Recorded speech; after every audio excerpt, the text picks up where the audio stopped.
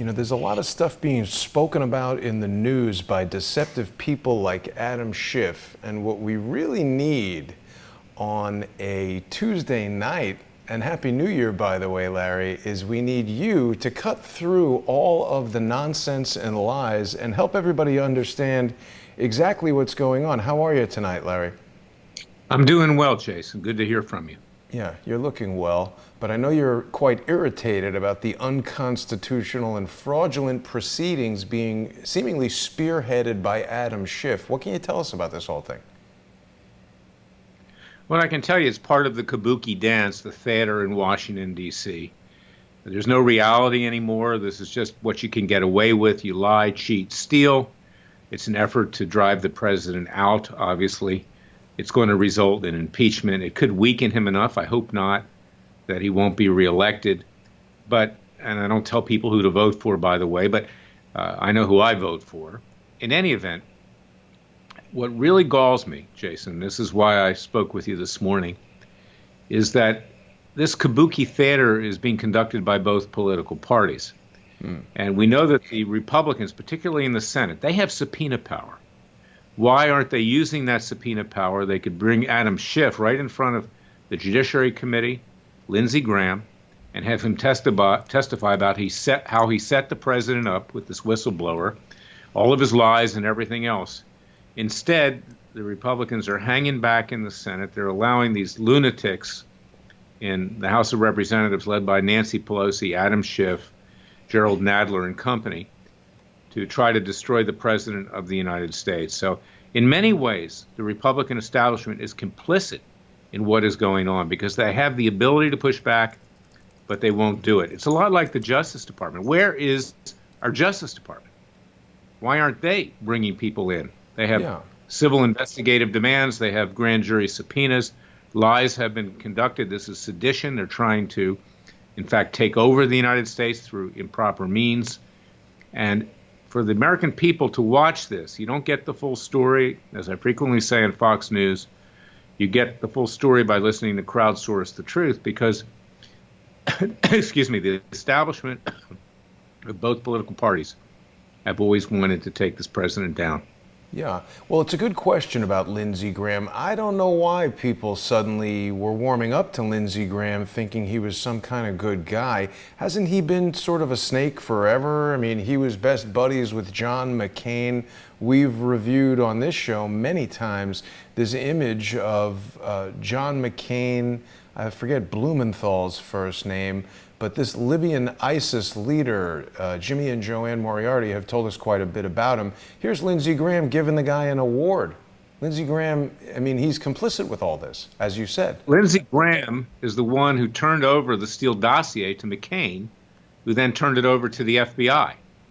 You know, I mean, again, they were complicit with Hillary Clinton and the Democrats, either wittingly or unwittingly, but that's a fact.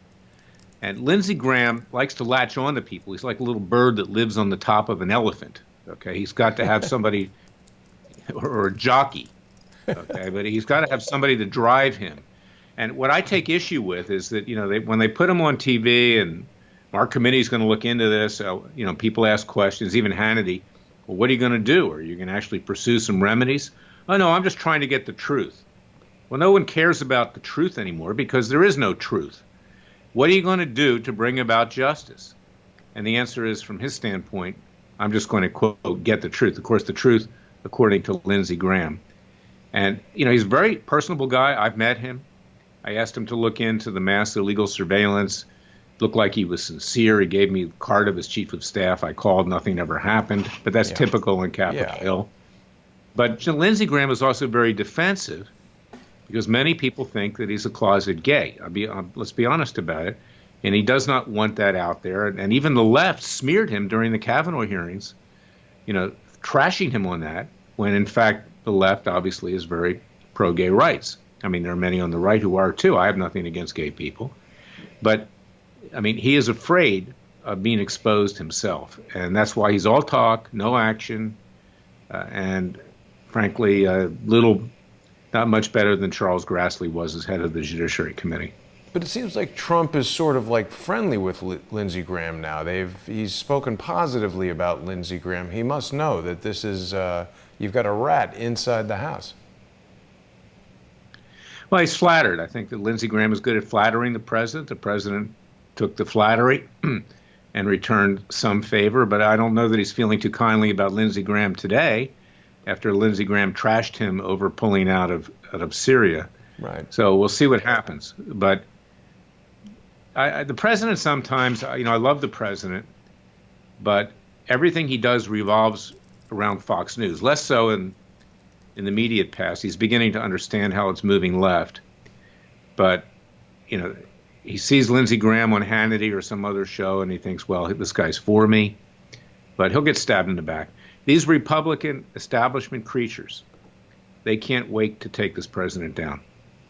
Well, I guess they're sort of waiting in the wings, right? I mean, we've heard so much about, look, it's one thing to sit around and say politics is corrupt and this and that, but this whole thing with Burisma and Joe Biden's son, and then just today in True Pundit, Larry, there was this article telling us that Joe Biden himself received $900,000 for lobbying from Burisma, the company that the president was asking the president of Ukraine to look into. I mean, it's so strange to me, Larry. They're building like a house of cards based on lies. We've got this foundation that Trump has done something wrong by asking an international counterpart to investigate international corruption that by all measures deserves and requires investigation.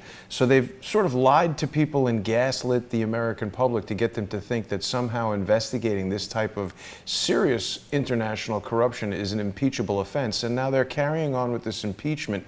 Can you walk us through a little bit what's improper about this? We've heard there's been no House vote. You were very involved in the impeachment process with Bill Clinton, which was rightly deserved. What is not happening properly here? Technically speaking, of course, they are supposed to vote on starting an impeachment inquiry, and the Republicans are supposed to get subpoena power as well in that investigation. That's what happened with Bill Clinton, with the impeachment, because it was Congressman Bob Barr and I and some others who really started that at the time.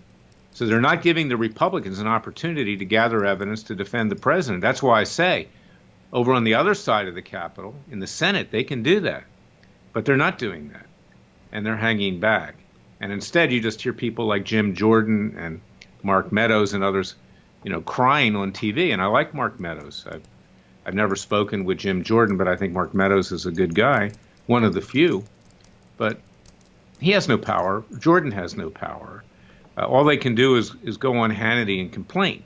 And that's what sticks in my craw. Now, as far as the president asking the president of the Ukraine to do him a favor to look into the corruption in the Ukraine as concerns the Democratic Party and the Bidens. Well, what's the guy to do when your own attorney general is going AWOL? Bill Barr. I mean, what has Barr done? Or is he investigating? People are saying he's in Italy investigating. Well, I think he probably took a junket to Italy because he felt like having, a good cup of cappuccino, frankly. This is what they do in Washington, D.C. to deflect. Oh, we're doing a broad investigation. We've got people in other countries doing an investigation.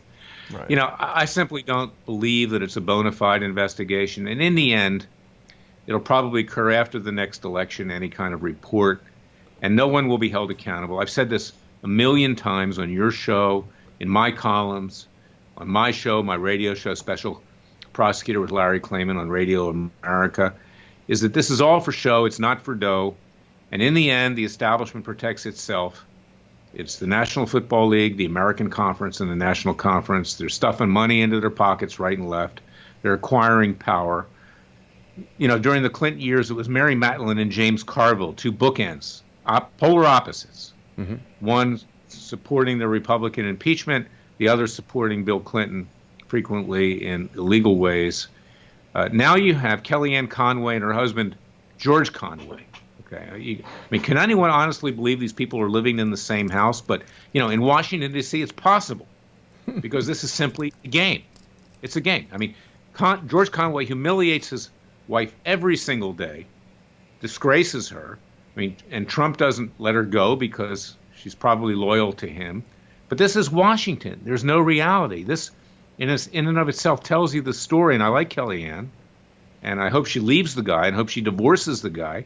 I mean, there shouldn't even be an appearance of being involved with this guy. First of all, he's uglier than sin, and it's not even believable that she's married to the guy. But this is Washington. There's no reality. There's no truth. Gee, I can be married to some guy that's trashing the president that I work for, and it's unreal. This is Washington.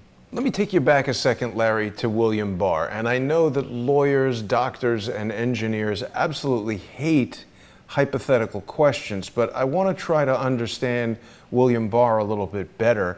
And, you know, when we were sort of wondering who was going to be nominated Attorney General, I said you should be the Attorney General. And although you're so politically, you're sort of like the third rail there in Washington, it'd be very difficult to get you confirmed. But you would make an excellent Attorney General, in my opinion. And let me ask you this.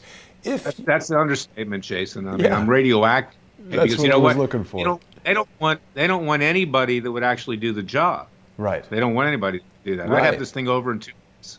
It would all be over. They'd all be locked up. And that's exactly what I wanted to ask you. If you were the Attorney General and you woke up in the morning in Washington, D.C. and saw in the newspaper that Jeffrey Epstein, one of the most important prisoners, suspects, whatever, in a long, long time, suddenly shows up dead, would you give a press conference saying that you're appalled, or what would you do in that exact scenario as the Attorney General? Well, I would open a real investigation, not covering it up. It's clear that Epstein's death has been covered up. There's no way that he committed suicide, and if he did commit suicide, he was pushed to commit suicide. I believe it was a mafia hit. How did Epstein acquire all that money? No one knows. He was in with the mafia. People suspect that the Clintons may be behind it. 80 people died plus during the Clinton administration. They had the most to lose. I'm not saying they did it, but it needs to be investigated. And you know, it's gone into Never Never Land, just like the massacre in Las Vegas went into Never Never Land. I believe that Paddock was a federal informant or agent. He went off the reservation.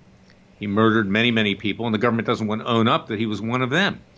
So this is what goes on. It's why no one can believe anything the government says anymore. Nothing. I believe nothing they say. And it's been that way for a long time, and it's sad. But that's why I do what I do. But that's also why someone like me would never be made Attorney General, because I would get the job done. Yeah. Now, if you want to sign up for a petition to have me appointed special prosecutor or special counsel, go to freedomwatchusa.org. That's great. We're about 31,000 people signed that. But even the president can't do that because he gets checked. And so somebody like Bill Barr, you know, he may do a few things that are good, but he's not going to clean up the mess at the Justice Department. And he himself is under threat of impeachment, of criminal contempt. And that's why he let Comey go twice when even the Inspector General, an Obama appointee, Michael Horowitz, recommended criminal prosecution as an offering to the Democrats. Leave me alone. I'll leave you alone. He lets Comey walk scot-free. Where's McCabe? Where's that indictment? You're not going to see that probably either. Because if you're higher up in Washington, D.C., there's an unwritten rule that you're protected. You're a protected species. And that's what you heard last week when I was in front of Judge Helen Siegel-Uvel on the case I brought against Mueller for Jerry Corsi. Yeah. You know, and I thank Judge Uvel for allowing me to advocate in a very strong way. I thank her for coming out of her chambers, because most of the judges there are afraid of the light. They will not come into the light, because they don't want to make a hard decision on a political case because it could cost them a higher appointment, or they're returning favors to the benefactors that got them their job. But at least Uvel had the courage, but it was clear she's very partisan, and I pushed back, and she took it. So I at least thank her for that. Has there been any ruling or order from the judge since we were in the court last week? No, but I'll tell you something. I'm not hopeful because of the partisan nature of her discussion with me. She stood me up initially, and ordinarily the government would have to get up, use the term government loosely, the Justice Department, because it was their motion to dismiss. and she worked me over for an hour and a half. Yeah. And I wrote a column about it. You can find it at worldnetdaily.com and our website at freedomwatchusa.org. Because there's clearly precedent, her own precedent, that we can sue Mueller personally for constitutional rights violations. And Mueller violated the Constitution with regard to Dr. Corsi by threatening him with indictment if he wouldn't lie under oath. That violated his First Amendment rights. There was illegal surveillance by Mueller. That's the Fourth Amendment. And Judge Uvell, in another case, found that that was actionable in a personal capacity against a government official that would violate the constitutional rights of the American people. And I had a case involving Notre Trulock, who was the energy investigator who uncovered Wenho Lee taking all of the nuclear codes from Los Alamos Nuclear Laboratory. And the Fourth Circuit Court of Appeals in Richmond found that I could sue Louis Freeh, the FBI director, who chilled the free speech of Notre Trulock because he wanted to write a book about how the FBI was incompetent in not catching Wenho Lee, why he had to push the FBI to do an investigation. So there was lots of authority. The first thing that Judge Uvell said to me, how do I know that Robert Mueller himself is accountable? You were there. Yeah, it was ridiculous. I said, Your Honor, he's the head of the special counsel's office. He has the only one with the mandate. These were top prosecutors. He had to know, he had to give the directive, just like Louis Freeh did in the Trulock case. And I said, if you don't believe that, you live on Mars. And she said, well, I guess I live on Pluto. Or I said, you live on Pluto. She said, I live on Mars. But this is the partisan nature of the judiciary today. And we'll win on appeal. Whether or not we win in front of Uvell, I don't know. I hope that she accepted what I said, and I hope she takes it to heart. She is intelligent. But you just have to keep punching, and you have to keep trying, because the only alternative is a violent revolution, the way things are today. And I don't advocate that. I advocate peaceful and legal means. But this country is about ready to explode, because the American people have begun to understand that the government is a pathological liar, by and large. Yeah, and I want to come back to that in a moment, Larry, but just while we're talking about Robert Mueller, he's essentially disappeared. What's happened to Robert Mueller? He's just gone quiet, nothing is in his purview. We haven't heard a word from him. Well, I don't know if this is true or not. It's rumored that he drinks heavily. Yeah. It's rumored that he would leave the office at 2 o'clock in the afternoon and go to a bar. I don't know if that's true or not. But who knows? Maybe he's in rehab. I don't know. Doubtful. I think he's cooking up another nothing burger and having a double scotch with that. Well, he may be sitting at the Willard Hotel with a fifth of scotch. I don't know. I don't know where he is. He may well. But I think it's a failed effort by Robert Mueller. Everybody realizes that it's sort of pointless for him to do anything at this point other than kind of skulk away. But what you were saying about a revolution, we've seen kind of hints of that in the Antifa violence, the Black Lives Matters violence. We were recently speaking with Joel Gilbert about his brilliant film, The Trayvon Hoax. And there was a little bit of a dust-up with your YouTube channel. Do you want to talk about that at all? Yeah, that's very interesting. And yes, I mean, there is talk of that. And I've always said peaceful and legal means. I'm trying to head off a violent revolution. But I had Joel on my radio show a few weeks ago talking about the Trayvon hoax, how a false witness had been presented, totally fraudulent, to get George Zimmerman convicted. And he could have done life imprisonment in Florida. You have, old Sparky, the electric chair. He could have done. Wow. He could have been executed. It's very, very serious. So I had him on, but I also was announcing that we're going to be commissioning our citizens' grand juries to indict Biden and his son Hunter for the bribery and corruption that obviously took place in the Ukraine, where billions of dollars, were flowing in the direction of companies that Hunter Biden was working for, and where the Vice President Biden at the time was greasing it for his son. And no sooner than that show hit, when it was up on podcast and on the internet, I get an email sent to me by our webmaster saying from YouTube that you've been suspended for hate speech and everything else. So I said, you got to be kidding me. There was nothing hateful on that. You can go back and listen to it, because we're now back on YouTube. There was no hate speech. But what happened was, I think that somebody from the Biden campaign, or in and around Biden and his son Hunter themselves, leaned on YouTube to remove the channel and to suspend us. So I got a hold of the lawyer from YouTube and Google. It's the same thing. Google owns YouTube, who I've been litigating against and have been litigating against with regard to my antitrust case concerning the social media companies. And I said, look, if you don't put me back and you don't restore Freedom Watch's YouTube channel, you're going to be sued in 48 hours, and I'm going to join the Bidens as defendants for collusion on information and belief. And I think that scared Google and YouTube. They said, they don't want to be looking like they're bringing down the possible next president of the United States, and they restored my YouTube channel on behalf of Freedom Watch. But that's the way you have to deal with these people, through strength, because they'll roll you if you're not strong with them. And I've got the same thing going with Laura Loomer. They took her off of all these different social media posts. We brought lawsuits.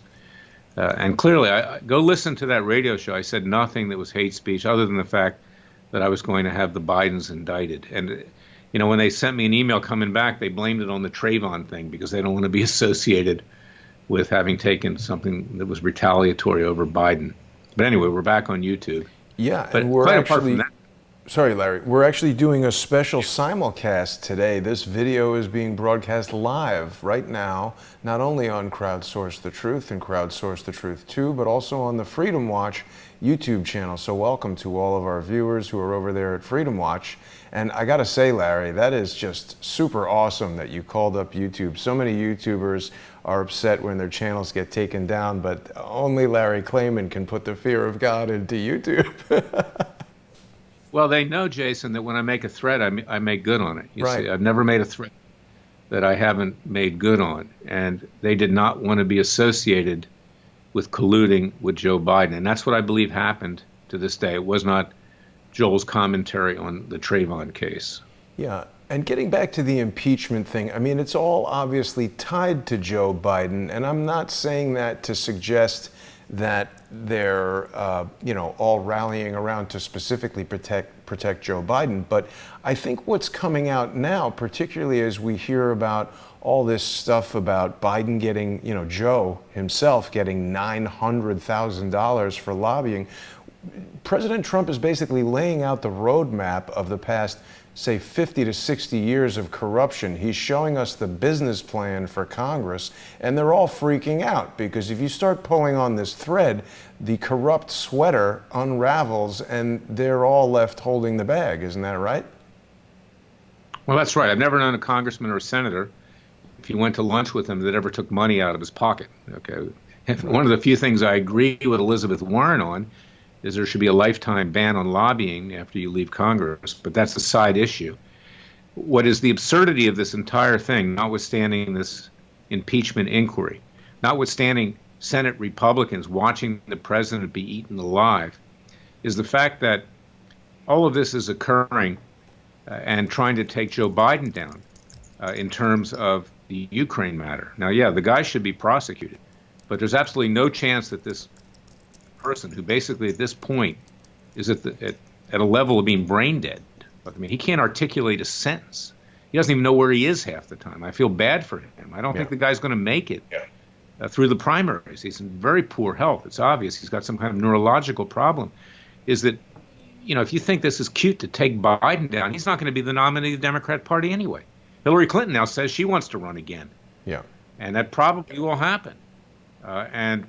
Because they consider her, quote, more moderate than Elizabeth Warren. And she made a comment yesterday, I'm going to run and win the election again. Yeah, I think that's she's back ridiculous. She's delusional. She lost last time, and she still doesn't realize that. Just a very hateful person. And, this is not hate speech. I call her the wicked witch of the left, which is what she is. She's a wicked, wicked, wicked person. I think that if you actually hate a specific person, it's okay to say that. I don't understand what this hate speech is. This is a new invention by the left. I think broad, hateful, racist comments are objectionable, but if there's good reason to make hateful comments about Hillary Clinton. I think, Larry, the whole concept of she's moderate, she's this, she's that. Hillary Clinton is a political brand name that people know. They put her in the race, and it's like Mike Tyson fighting Evander Holyfield, right? Everybody wants to see that. They're gonna run her. Well, that's right. And look, she did come close last time, even if she was favored to win by a landslide. Elizabeth Warren is not electable. I mean, she'll be eaten alive if she runs. Maybe you'll have a ticket with Elizabeth Warren and Hillary Clinton. Of course, Hillary Clinton would never be number two. Right. And Elizabeth Warren being vice president, maybe that would be acceptable. But, you know, this just shows you the state of the country, that this is being seriously discussed and that she thinks she has a chance of winning if she runs again. I mean, it's ridiculous. I think that just people should pay attention to just even the language that they use. I talk a lot about social engineering, and when Hillary Clinton says something like, "I'm going to win again," these words have power, and they put ideas into people's heads that, you know, Hillary was cheated, that Trump is doing something illegal with Ukraine. I mean, when you really get on the street level and start asking people questions, you go to these protests, you go to these stupid book signings, and you ask the people who are there and support Hillary Clinton serious questions about the facts of these matters, and it's very, very clear that they don't know anything about it. They've listened to 5 seconds on the news, or they've looked at a headline and they formulate their opinion based on that. So Hillary Clinton, Joe Biden, all these people, Adam Schiff, they're out there putting out these punchy little sound bites, little word statements that people kind of absorb into their brains, and they're trying to affect what people think with that. Well, yeah, I mean, and that's unfortunately the result of our generally uneducated public. And I've got to the point, as I've said many times in the last several weeks, where I can't take it anymore. It's like the movie Network, you know, sticking your head out the window was a movie when I was a kid. And I watch Fox maybe for about 10 minutes a day. I like Bill Hemmer, you know, in the morning he reports the news in a straight fashion. But I turn it off. I can't watch prime time. I can't watch CNN. I want to see what they're saying then for about 10 minutes. And then I turn on the Golf Channel because there's some reality to that. I sent out a video of Jack Nicklaus's Golf My Way the other day, you know, in tongue in cheek. Great video, by the way. If you play golf, I mean, greatest golfer of all time, had a great golf swing. But there's more reality to that. And, you know, every now and then I play golf again. I didn't play for 35 years. But at least you have your own fate in your own hands. If you hit a good shot, you did it. If it's a bad shot, you did it. But when I go into court, I can make the greatest argument in the world. But if I have a partisan Clinton or Obama appointed judge, that argument goes right into the trash. And then I got to take it up on appeal. That costs more time and more money. Then you go to the D.C. Circuit, and 90% of those judges are Obama and Clinton appointees. And it can work the other way, too, because I sue Republicans. But the judiciary is so politicized. And everything in society is so politicized today. Bar associations, the judiciary, Congress, obviously, the media. There's no truth. It's just what people can get away with. And the judges get away with it a lot because they have so-called immunity. That's got to come off, frankly. You know, if I ever had the ability to do it, I would make a few changes to the Constitution. And one of the things I would do would be to remove the immunity of federal judges. Well, how about the prosecutors as well? That was something that came up during the hearing with you and Dr. Corsi last week, this qualified immunity that was in question for Robert Mueller. Well, and in fact, I pointed out to Judge Uvell that if a prosecutor submits false testimony and knows it or is reckless about doing it, right, that they can be personally liable. There's a Seventh Circuit case directly on point on that. And in fact, that's the theory we're using on behalf of Ryan Bundy, because we've sued the prosecutors and the FBI and the Bureau of Land Management and two clients by the name of Stephen Stewart and Rick Loveland, who were tried along with the Bundy defendants, and the government didn't even put any evidence on to try to convict them. But they were in prison for almost 2 years. So we countersued for that. And who did we get as a judge? A Trump-appointed judge who is scared of the case, and I have to keep pushing and pushing to get him to hear it. He transferred the Ryan Bundy case to Nevada, and then I retooled the case and brought it in D.C. It's still pending there God knows what he's going to do, and is frightened of the Llewellyn and Stewart case because they don't like to go up against the establishment of both parties, of either party, because that will cost them a higher appointment later when the confirmation process is underway. And how do these judges get to be judges? Check FEC records for a lot of the newly appointed judges on the bench, even the Trump ones. Yeah. They gave a lot of money to the president's campaign or the senator of the state that they came from. The senator recommends them for senatorial privilege. And then their law firms.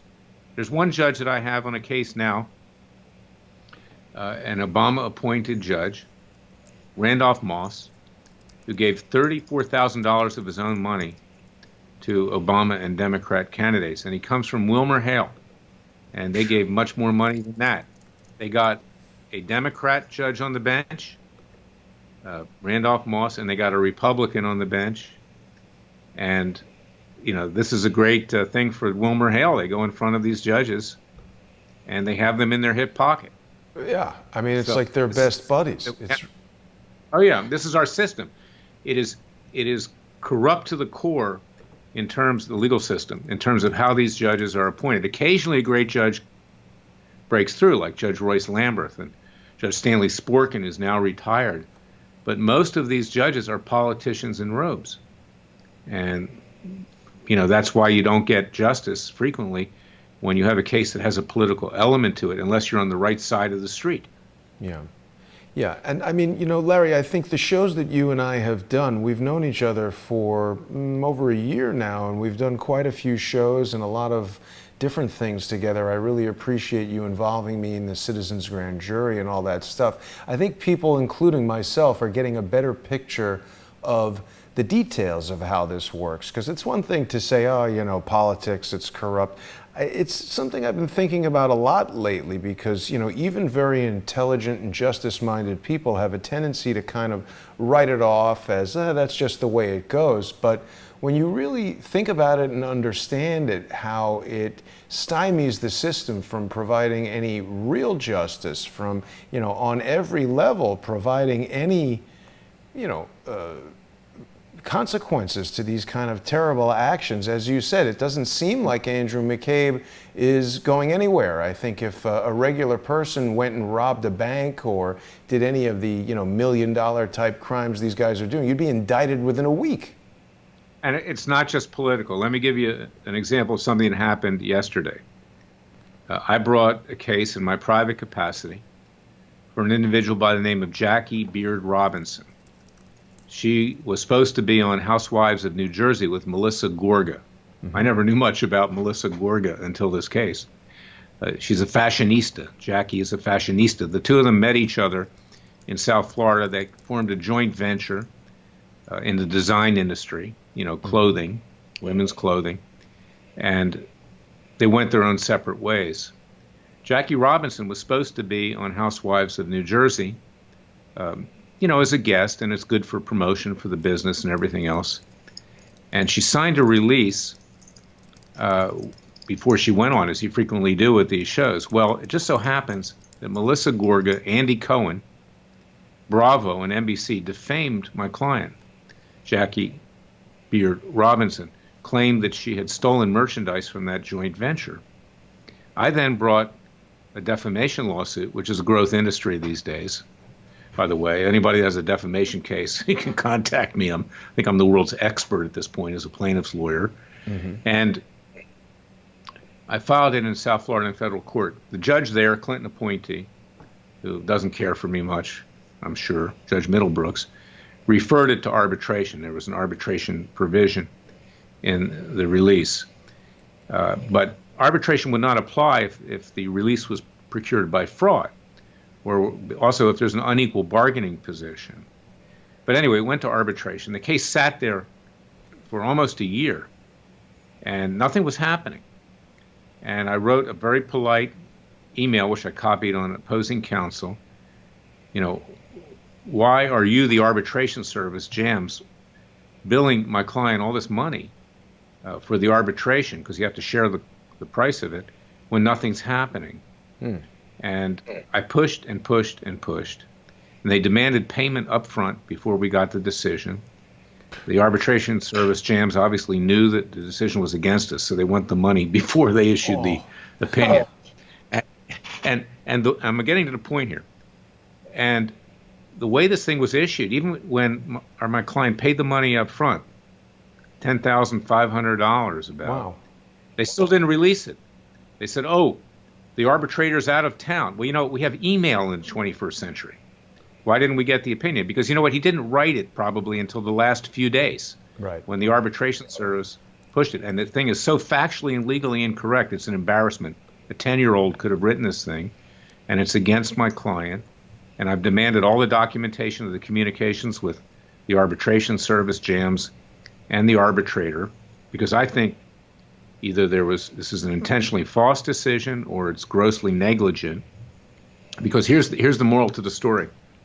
Is these big corporations, particularly in the entertainment industry, insert these arbitration clauses into releases and contracts because these big arbitrators like JAMS, they're the ones that put these arbitrations together, favor them because they're not going to get business unless they generally rule in favor of the very large corporate vested interest and against the little guy.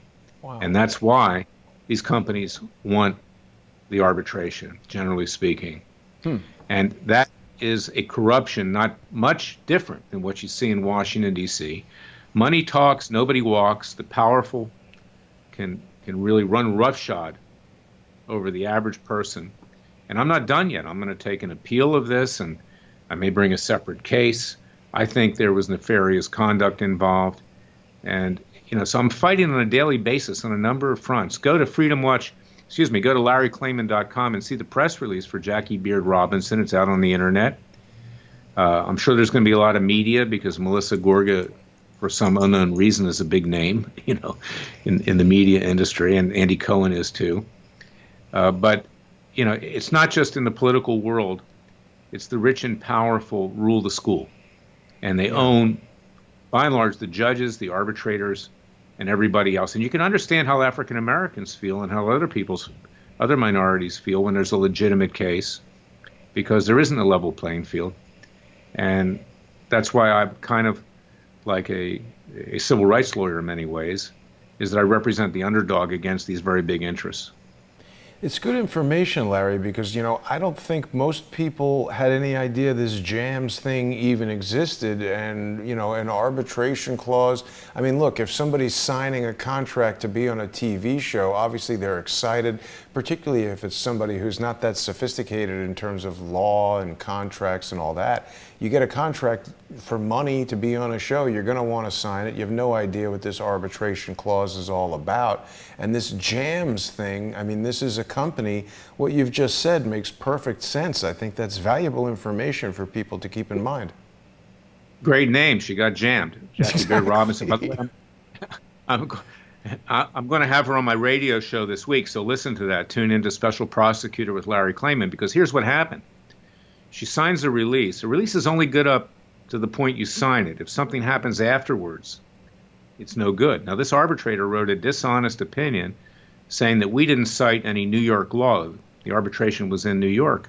We cited a case from the Second Circuit, which followed a California statute incorporated right into the case, which says that you can't release someone for something that is yet to occur. And my client was defamed as being a crook after the release was signed. And clearly, you're not released from defaming someone for a crime. That's called defamation per se. You don't even have to prove damages. And in Florida, you don't even have to prove malice under the law of Florida. We brought the case originally in Florida. So this is what we're dealing with today. And the average American understands this. They've had a bad experience in family court, or they've had a bad experience somewhere else, but they feel helpless in the legal system. Yeah. But if you're rich and powerful, not all judges, there's some good judges, particularly in Florida in the state court. There are a lot of good ones there because they're answerable to the people. If they're no good, they can be voted out.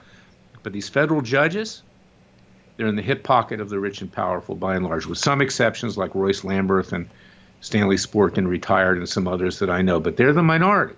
Yeah. And the majority They scratch the backs of the people that got them their jobs.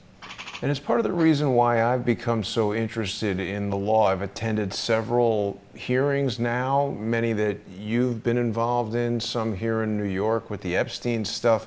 It's fascinating to watch what's going on in court. And it takes me back to Adam Schiff. I've spoken a lot about lawfare. You know, he strikes me as an absolute dope. People are going to remember the anecdote that I told.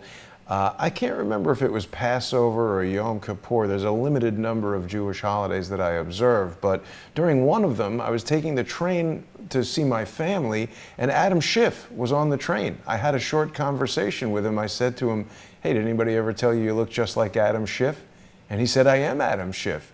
And I asked him, where's any evidence of Russian collusion? You know, it was 2 years ago. He got so red in the face, it was insane. But the reason I bring him up now is that he has a law degree from Harvard.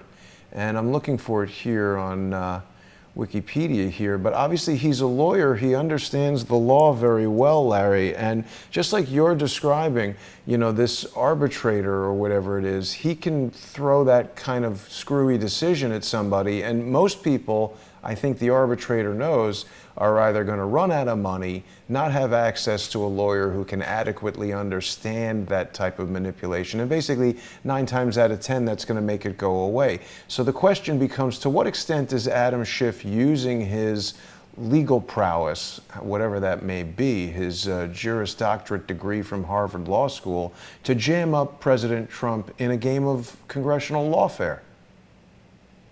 Well, make no mistake about it, in the words of Richard Nixon, he used to use that phrase, Adam Schiff is not stupid. Adam Schiff is smart. But he knows that in today's world, you can lie, cheat, and steal and get away with it. And Bill Clinton, you know, proved that pretty well during the Clinton years. And that became a model for other politicians, Democrat and Republican. So, and he knows that he can deceive the people with lies. You know, it's like Goebbels' propaganda ministry under Adolf Hitler and the Third Reich, right. To a lesser extent. And if you tell a lie enough, you'll even start to believe it. Yeah. So, you know, he's not stupid. And there is a method to this madness. And if you look at the polls right now, and I do believe them to some extent, the president is losing support. Now, I got to say this. I love the president. You know, I'm doing everything I can to protect him. But it was not smart, after this Russian collusion thing was finally finished, even though it wasn't a crime and it's not impeachable, it was not smart to ask the Ukraine president, Zelensky, to investigate the Bidens. It was not smart. It was dumb. Really? And who got him into that? Rudy Giuliani. And, you know, I don't think Rudy's stupid either, but maybe he's on the sauce a little too much. and he got carried away, you know, and he had good intentions. But no sooner than he was claiming credit, you know, doing a victory lap on the Russian collusion thing, and I don't think he had much to do with that either, frankly. I mean, it went on way too long. You know my criticism on that. Then he enmeshes the president in another scandal, which in some ways is worse than the Russian collusion hoax, the witch hunt, because they've given the Democrats something to use. And by asking the Ukrainian president to investigate a political rival, it validates in many people's minds the lie that was being told about Russian collusion. And that is why now, according to some polls, it may not be accurate, a majority of the American people want to see impeachment. I don't believe that poll is accurate, but I do believe the president has lost support. And his own party, I don't think you can count on them. Whether it's Mitt Romney or anybody else, they've been waiting for the opportunity to take him out. And if Romney, you know, succeeds and his band of you know, rhinos over in the Senate succeed, don't think that Vice President Pence will get the nomination in 2020, because, you know, I like Pence, but Pence is not. He has no gravitas. He really can't speak very well, and he's like a piece of wood. Well, he's just not Donald Trump. People who support Trump would not. He doesn't connect with the American people. No. And they'll unfairly vilify him for his Christian faith, for which he should be, you know, commended. But I think he's a good man. But Trump could never be elected. Pence could never be elected on his own. So think somebody like Romney will try to weasel his way in there to get the nomination in 2020. These guys have got to be smoking crack. Mitt Romney already lost. Nobody's going to vote for Mitt Romney. People voted for Donald Trump, I think, not because he's a Republican, but because he's Trump. And he said he's going to go in there and he's going to drain the swamp. And now he's kind of doing that, I think. Ed Buck being arrested, Jeffrey Epstein being arrested. Those are two people we would not have seen arrested under a Hillary Clinton presidency, I don't think. He gave the prosecutors leeway. He did not cook it. I don't think that Trump was behind arresting Epstein. I mean, they were attempting to tar him with Epstein at the time. True. But he at least gave them some autonomy to do something, and they did it in that very limited way. But in terms of Bill Barr, don't expect much out of Barr. And if anything happens, it'll happen until after the election. And all this stuff, this is PR. This is damage control. Is this stuff that's been rumored in the last few days, and of course Hannity on Fox eats it up because he gets viewers to listen, and others. That Durham, this guy Durham up there in Connecticut is expanding the Russian collusion investigation. I don't believe it. Just last week it was reported by Politico that he hasn't interviewed one witness. What's he doing? So far. I don't know what he's doing. Maybe he's collecting a paycheck. Wow. I don't know what he's doing. But I just don't... Jason, I've been doing this for going on 30 years. Nobody that's higher up has ever been held accountable during my time as a crime fighter at Judicial Watch and now Freedom Watch by the Justice Department. They burn the lower level person or middle level person, and everybody walks off scot-free. You know, it's funny, Larry, because I don't disagree with what you're saying, and it always makes me feel so sort of hopeless when we get done talking, because it seems like nothing's going to happen. But I still do have hope that something will happen. I think that Trump is trying to do the right thing, and I agree with you. I don't think that William Barr is necessarily acting in the way that he should. But what can we do? I mean, what can people do who are watching? This is why I say support our citizens' grand jury. Sign our petition. You just had it up. To make me special counsel, just to make a point. They're not going to make me special counsel. They don't want anybody who would actually be a real special counsel. Right. But you need to support Freedom Watch, freedomwatchusa.org, and the media like Crowdsource the Truth and others, because we are the alternative conservative media. We're not spewing BS every night to boost our ratings. It's coming from the heart. And if people are going to take action, they have to know the facts of life. They can't continue to be lied to. Right. And that's why I take issue with Fox. You know, daytime TV, it's anti-Trump. In the night, you know, it's the same story over and over again, same guess, same hope. Major breaking story, Sean Hannity. There's going to be justice. No. It's not coming from the government. The government is our enemy. It is not our friend. And it was Ronald Reagan who said, the scariest words in the English language are, hi, I'm here from the government, and I'm here to help you. Yeah. Well, I will say, library. Yeah, I know you love Ronald Reagan, and they've got a nice bust of him there at the radio station where you are doing Special Prosecutor with Larry Klayman. That's a good Ronald Reagan bust they have. I want to not disagree, but maybe disagree. I think it was a good decision for Donald Trump to ask the president of Ukraine, Mr. Zelensky, to look into this Biden thing, because not doing so would have been backing down. And whatever people want to say about Donald Trump, that's certainly not what he does. I think he's not asking for anything politically inappropriate. I don't think he even used the word favor. And if he did, did he? I think I wasn't articulate enough, Jason. I didn't mean to say that Ukraine should not have been asked to look into it, nor China with regard to the Bidens, but for the president to do it himself on a line where he's obviously being surveilled, because he knew that from what happened during the Russian collusion investigation. That was not smart. Have your surrogate do that. Have it done behind the scenes.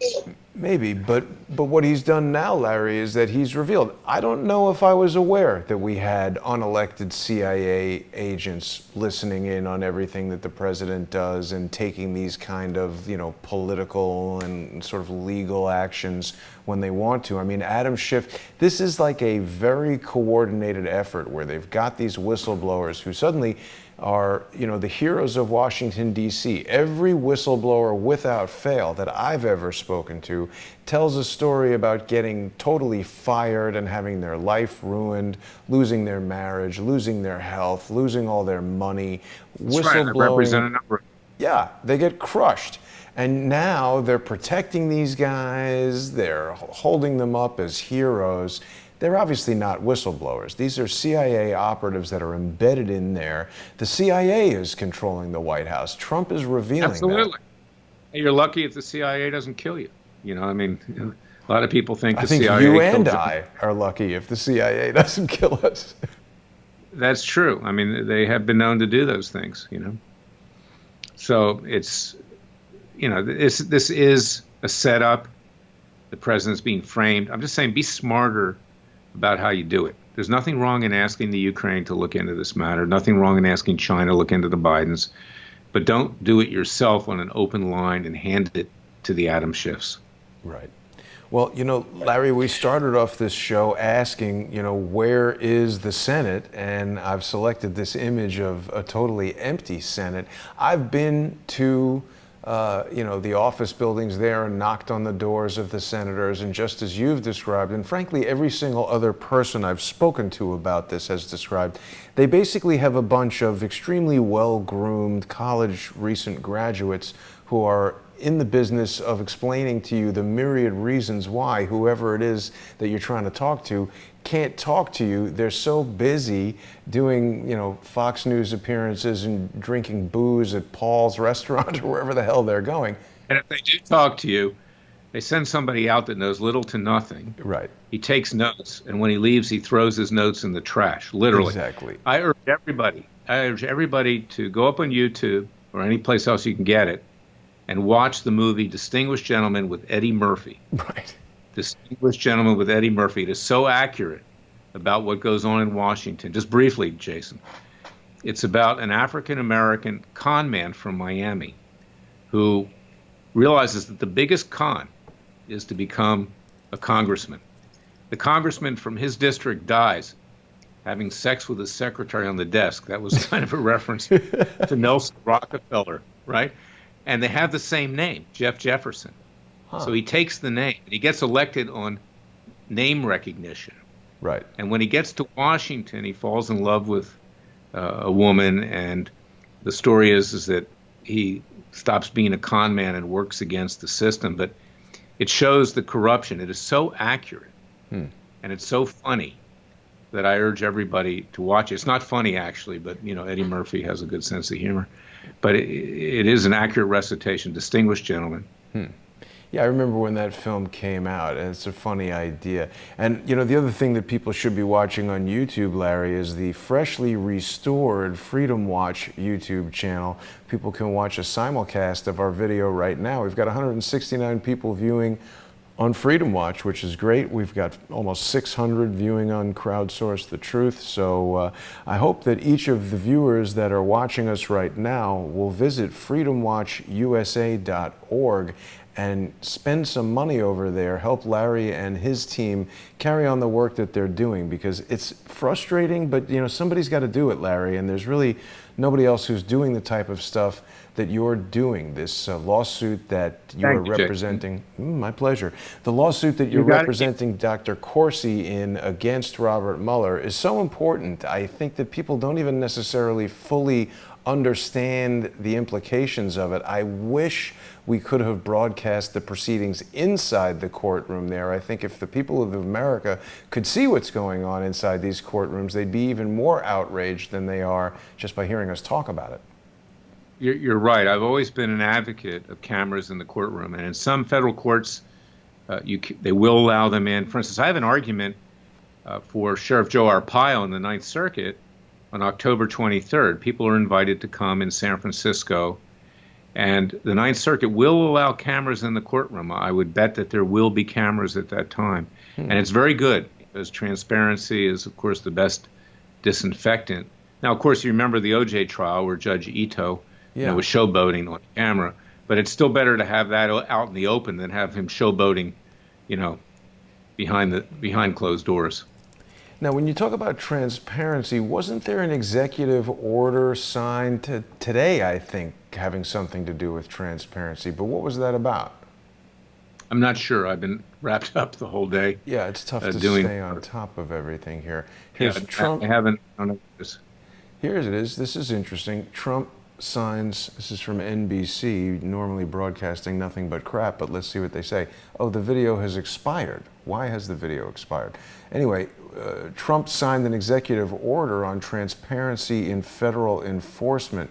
That'll be an interesting one to look into and see exactly what the details are. I always like getting your take on these types of things, because a headline on NBC doesn't really tell us what that's about. Maybe he's decided the whistleblower shouldn't be kept confidential. I don't know. But I doubt it. That's a congressional prerogative. But in any event, yes, you need transparency, but there isn't any transparency, whether it's under Trump or under prior administrations. You file a Freedom of Information Act request, they stonewall it, they claim exemptions that don't exist. It takes years before you get documents. My former group, which does mostly just documents, doesn't get them for years.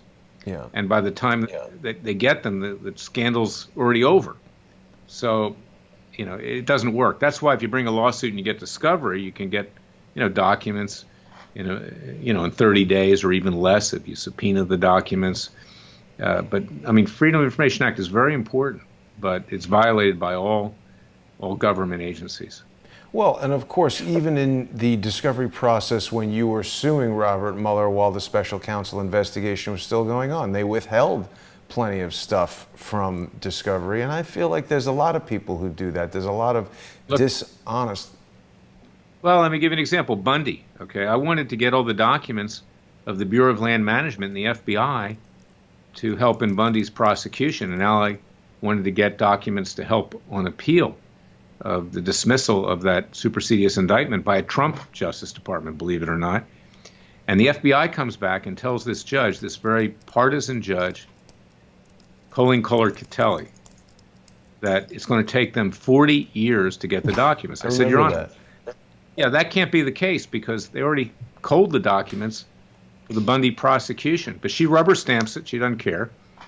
And I finally convinced her to allow documents to be released about a whistleblower, Larry Wooten, who came forward with tales of having a kill list on the heads of the Bundys and other outrages.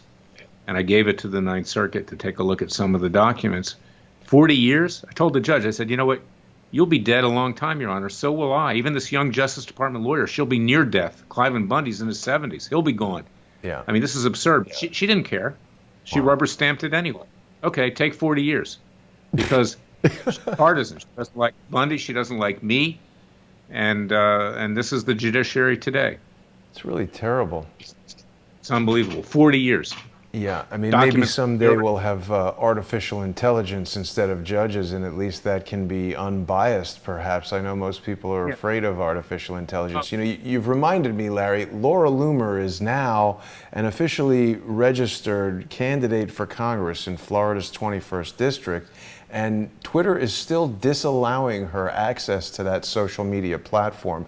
This is absolutely election interference, and of course, Laura's got legal rights. She can take action. You're representing her in a number of cases, but it's a simple fact that even if this was handled quickly, the election's going to be over before Laura even is seen before a judge. So this is all a game that's rigged, and the people that know the rules are constantly shuffling the pieces around to screw with people like Laura and Clyven Bundy and now Donald Trump. Yeah, and you know what? The Republican establishment is behind this too, and also the networks. You won't see Laura on Fox News. She's courageous. He's the one that uncovered mostly everything about Ilhan Omar. Instead, Tom Fitton of Judicial Watch comes along and claims credit for it and starts bogus investigations at the House Ethics Committee. It's run by Pelosi. It's not worth the paper it's written on. But Laura's the one who did it. Yeah. So, but what happens is that is that it's a throwaway. In other words, a lot of my clients, these so-called conservatives on Fox News and these other networks, they'll take a shot at them and discriminate against them just to show that they're, quote, fair and balanced. Well, they're not fair and balanced, they're fair and imbalanced. Because it's people like you, Laura Loomer, Joe Arpaio, Roy Moore, many of my other clients. They're the ones who are courageous. They're the ones that are swimming upstream. They're the ones that are risking their lives. They're the ones who are having their reputation trashed, which is why I represent them. I'm having my reputation trashed, on a frequent basis. I don't care anymore because you know what? I'll see you in court. And, whether I win or lose, you want to trash Larry Klayman or my clients, we're coming after you legally. That's what I love about you, Larry. People have got to get over to freedomwatchusa.org and support Larry. I mean, this is a tough fight. We've got to stay at it. We can't give up. But boy, the deck is really stacked. We're basically out of time here, Larry. Was there anything else you wanted to discuss tonight? We've covered a lot of ground. Well, we covered a lot of ground, and it's an evolutionary process, Jason. I know the theme comes up, in all of my interviews, but the basic moral to the story is we don't have a government, don't depend on the government. We have to do it for ourselves. We did it for ourselves in 1776. We created a great nation. We didn't look to King George III and his corrupt legal system to do it for us. And I would say that our legal system today is equally as corrupt to the British Crown in 1776. Maybe worse, because technology gives them such a far reach. It's unbelievable. But Larry, I'm happy to have you on the show, and I'm happy to stand with you in these fights that we engage in. I hope it doesn't come to revolution, because I don't want any of that. I just want to drain the swamp and get things, hopefully, to a level. I don't want that either, Jason, which is why I do what I do. Yeah. I'm a safety valve to that at Freedom Watch. We're trying to provide a vehicle to avoid that. Absolutely. And we'll be back with some more citizens' grand juries and things like that in the future. I can't bring you these shows with Larry and the location shoots on citizen grand juries and things like that without your support. So I hope that people will also go to subscribestar.com/crowdsourcethetruth and patreon.com/crowdsourcethetruth. You can also go to patreon.com/freedomwatch and of course freedomwatchusa.org. It is really important, even if it's just a few dollars. As Larry is saying, each of us has got to take some action. Write a letter to your senator. They'll fill up their garbage bins with it. Go to Congress there if you're in Washington, D.C., knock on the door and let them know that you care. We've got to do something. And Larry, I want to thank you for joining me tonight. I want to thank everybody for watching. Thank you, good friend. Thank you, and Happy New Year, Larry. God bless. It's Yom Kippur. Happy New Year, and I think it's time for all of us to atone. Absolutely. God bless. Have a great night, everybody. Thanks for watching.